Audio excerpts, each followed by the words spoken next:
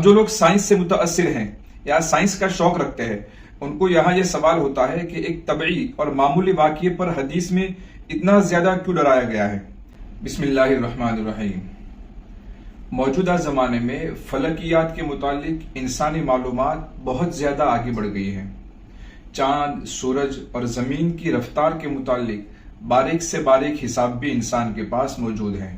چنانچہ ہم دیکھتے ہیں کہ کئی مہینوں پہلے بلکہ سالوں پہلے بتا دیا جاتا ہے کہ فلاں تاریخ کو اتنے بجے سورج گرہن ہوگا اور فلاں ملکوں میں گرہن نظر آئے گا۔ انسان نے سورج گرہن اور چاند گرہن کی حقیقت کو بھی یقینی طور پر سمجھ لیا ہے۔ جب سورج اور زمین کے درمیان چاند حائل ہو جاتا ہے تو سورج گرہن ہوتا ہے، اور جب چاند گرہن ہوتا ہے تو اس وقت چاند اور سورج کے درمیان زمین آ جاتی ہے اور سورج کی روشنی چاند پر نہیں پہنچ پاتی، اس لیے وہ تاریک ہو جاتا ہے۔ پس سورج گرہن اور چاند گرہن طبعی اسباب کے ماتحت واقع ہوتے ہیں۔ جب اس پہلو کو سامنے رکھا جاتا ہے تو یہ ایک معمولی واقعہ نظر آتا ہے، یہ کوئی بڑی تبدیلی نظر نہیں آتی۔ لیکن سورج گرہن کے بارے میں جو احادیث ہے ان کو دیکھنے سے معلوم ہوتا ہے کہ یہ کوئی غیر معمولی اور بڑا واقعہ ہے۔ بخاری مسلم کی حدیث ہے، حضرت ابو موسیٰ اشعری رضی اللہ عنہ کہتے ہیں کہ ایک دن سورج گرہن ہوا تو رسول اللہ صلی اللہ علیہ وسلم ایسے خوف زدہ اور گھبرائے ہوئے اٹھے جیسے کہ آپ کو ڈر ہو کہ اب قیامت آ جائے گی۔ پھر آپ صلی اللہ علیہ وسلم مسجد آئے اور آپ نے اس طرح نماز پڑھائی کہ بہت لمبا قیام فرمایا، اسی طرح رکوع اور سجدے کو بھی بہت ہی لمبا فرمایا۔ اس کے بعد آپ صلی اللہ علیہ وسلم نے فرمایا کہ اللہ کی قدرت قاہرہ کی یہ نشانیاں جن کو اللہ تعالیٰ ظاہر کرتے ہیں یہ کسی کی موت اور حیات کی وجہ سے واقع نہیں ہوتی، بلکہ بندوں کے دلوں میں اللہ کا خوف پیدا کرنے کے لیے ظاہر ہوتی ہیں۔ جب تم ایسی کوئی چیز دیکھو تو خوف اور فکر کے ساتھ اس کی طرف متوجہ ہو جاؤ، اس کو یاد کرو اور اس سے دعا استغفار کرو۔ اس طرح کی روایات کئی صحابہ سے منقول ہے۔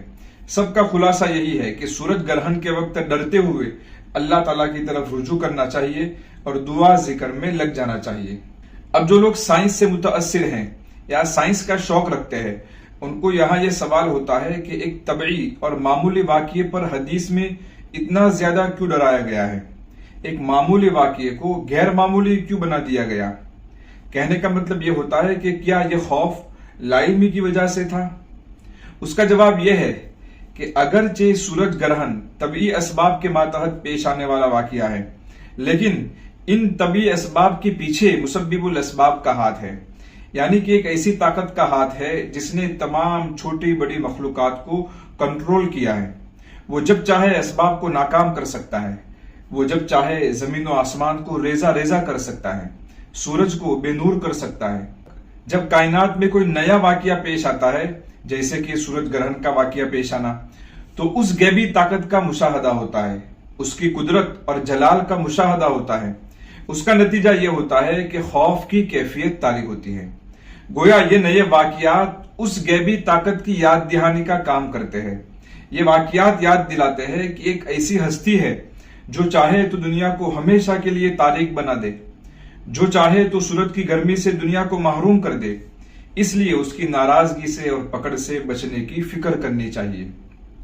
اب اس یاد دہانی اور مشاہدہ میں اس سے کوئی فرق نہیں پڑتا کہ وہ واقعہ طبعی اسباب کے ماتحت واقع ہوا ہے یا اسباب کے خلاف واقع ہوا ہے، کیونکہ اصل مؤثر تو وہی غیبی طاقت ہے، چاہے وہ تاثیر اسباب کے واسطے سے ہو یا بلا واسطہ ہو، دونوں میں غیبی طاقت کا مشاہدہ ہوتا ہے اور اس کی قدرت و جلال کو یاد کر کے خوف طاری ہوتا ہے۔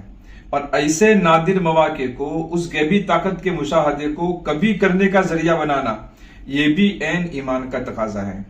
اگر ایسے مواقع پر کوئی بندہ اسباب کی کھود کرید میں لگ گیا تو یہ اس بات کی دلیل ہے کہ وہ مشاہدہ غیب میں بہت کمزور ہے۔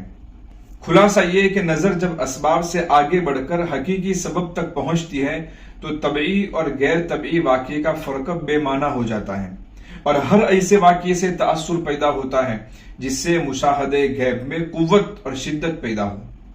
دراصل یہ تعجب ان لوگوں پر ہونا چاہیے جو طبعی اور غیر طبعی واقعات میں فرق کرتے ہیں، اور اسباب کے تحت پیش آنے والے واقعات سے کوئی عبرت یا نصیحت لینے کو لا علمی کا نتیجہ سمجھتے ہیں، کیونکہ ایک حد تک تو واقعات کے اسباب بیان کیے جا سکتے ہیں، لیکن پھر آگے چل کر آخرکار لا علمی کا اظہار کرنا ہی پڑتا ہے۔ جیسے نظام شمسی کے پیچھے بنیادی طور پر دو اسباب ہیں۔ پہلا، قوت کشش، گریویٹیشن فورس۔ سورج کی قوت کشش نے زمین کو پکڑ رکھا ہے اور زمین کی قوت کشش نے چاند کو پکڑ رکھا ہے۔ دوسری چیز ہے گردش، یعنی کہ گھومنا۔ زمین سورج کے چاروں طرف گھومتی ہے، اس لیے ایک پرفیکٹ دوری پر اور ایک پرفیکٹ ماحول پر باقی ہے۔ اسی طرح چاند زمین کے چاروں طرف گھومتا ہے، اس لیے ایک پرفیکٹ دوری پر وہ باقی ہے۔ اب اگر سائنس سے یہ سوال کیا جائے کہ یہ قوت کشش اور یہ گردش کہاں سے آئی، تو ان کے پاس اس کا کوئی جواب نہیں ہے۔ وہ یہاں آ کر بالکل اندھے ہو جاتے ہیں۔ گویا ابھی تک قوت کشش اور زمین اور چاند کی پرفیکٹ گردش کے پیچھے کوئی سبب نظر نہیں آیا ہے۔ اس حساب سے تو ہم یہی کہیں گے کہ سورج گرہن کی انتہا بھی ایسے دو قوانین پر ہے جن کا کوئی ظاہری سبب معلوم نہیں ہے۔ تو آخرکار سارے ہی واقعات غیر معلوم اسباب پر ختم ہو جاتے ہیں اور کوئی اندیکھی طاقت کا مشاہدہ کرواتے ہیں۔ اب چاہے پہلے ہی قدم پر سبب سے نظر ہٹا لو یا ایک دو قدم آگے بڑھ کر سبب سے ہاتھ اٹھا لو، بات تو ایک ہی ہے، یعنی کہ یہ واقعات و قوانین کسی غیبی طاقت کا اعلان کرتے ہیں۔ ایسی طاقت جو کائنات میں کچھ بھی کرنے پر قادر ہے۔ سورج، چاند، زمین سب اس کے کنٹرول میں ہے۔ یعنی اللہ تعالیٰ کی قدرت کو اس طرح سمجھو کہ ایک ایسی ہستی ہے جس نے سورج گرہن کر کے سورج کی روشنی کو ختم کر دیا، جس طریقے سے عوام سوچتے ہیں۔ یا اللہ تعالیٰ کی طاقت کو اس طرح سمجھو کہ ایک ایسی ہستی ہے جس نے سورج کے اندر قوت کشش رکھی اور زمین کو اس کے چاروں طرف گھمایا بغیر کسی سبب کے۔ اس طریقے سے سمجھو یا اس طریقے سے سمجھو، بہرحال کوئی ایک طاقت کو ماننا تو ضروری ہے۔ اگر سائنس والے بھی اسباب سے آگے بڑھ کر اس غیبی قوت کا مشاہدہ کرتے تو ان پر وہی کیفیت طاری ہوتی جس کا ذکر احادیث میں کیا گیا ہے۔ تو سورج گرہن پر جو تاثر حدیث میں بتایا گیا ہے وہ عقل مندی کا تقاضا ہے، اور وہ رویہ جو سائنس والوں نے اختیار کیا ہے وہ ناقص معلومات کا نتیجہ ہے۔ یہاں ایک نکتہ یہ بھی سمجھ میں آیا۔ کچھ لوگ کہتے ہیں کہ اللہ تعالیٰ نے آسمان میں اور چاند، سورج، ستاروں میں غور و فکر کرنے کے لیے حکم دیا ہے۔ اس سے مراد سائنس کے طریقے پر غور و فکر کرنا ہے۔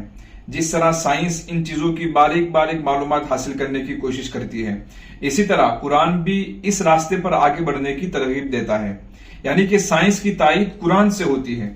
ان لوگوں کا یہ خیال قطعاً غلط ہے۔ اگر ایسا ہوتا تو کم از کم سورج گرہن کی حقیقت اللہ تعالیٰ اپنے پیارے نبی کو اور نبی پاک صلی اللہ علیہ وسلم اپنے صحابہ کو ضرور بتاتے، لیکن قرآن و حدیث میں سورج گرہن کی حقیقت کے متعلق ایک لفظ بھی نہیں کہا گیا ہے۔ اس سے معلوم ہوتا ہے کہ قرآن نے آسمان میں غور و فکر کی جو دعوت دی ہے اس کا مقصد الگ ہے۔ سائنسدانوں کی طرح دوربین لے کر بیٹھنا یا سائنس کی کتابیں سمجھنا اس کا مقصد ہرگز نہیں ہے۔ یہ ایک گمراہی ہے جو پھیلتی جا رہی ہے۔